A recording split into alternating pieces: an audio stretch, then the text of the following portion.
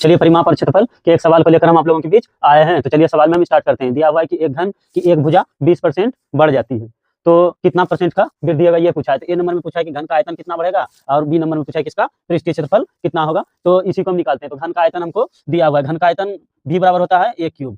तो देखिए 20% को बढ़ जाती है। मान लीजिए इसका कुछ भुजा पहले है 100%, मान लेते हैं पहले है 100%, अब इसका 20% बढ़ जाएगा तो 120। तो 120% को हम लिख सकते हैं 1/5, मतलब 20% को हम लिख सकते हैं 1/5, 20% को 5। तो देखिए 5 से बढ़ के 1 बढ़ा होगा तो 6 हुआ होगा। तो इसी को हम क्यूब करेंगे, यानी 5 का क्यूब। तो 5 का क्यूब हो जाएगा 125 और 6 का क्यूब हो जाएगा 216। तो 125 से 216 हुआ होगा। तो 216 में 125 घटाएंगे, 216 में 125 घटाएंगे तो चलिए 11 11 में 2 जाएगा 9, तो 91 हो जाएगा।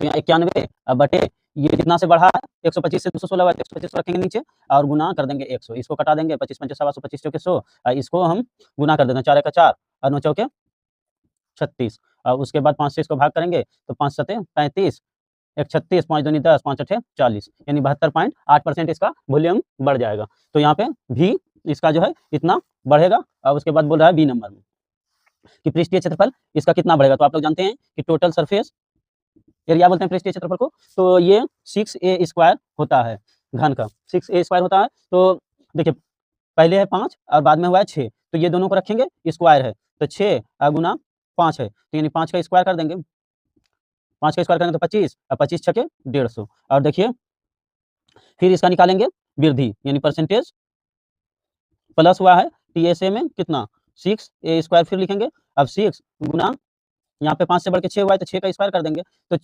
यानी 3 बार 6 गुना 6 गुना 6 हो गया तो 216 हो गया।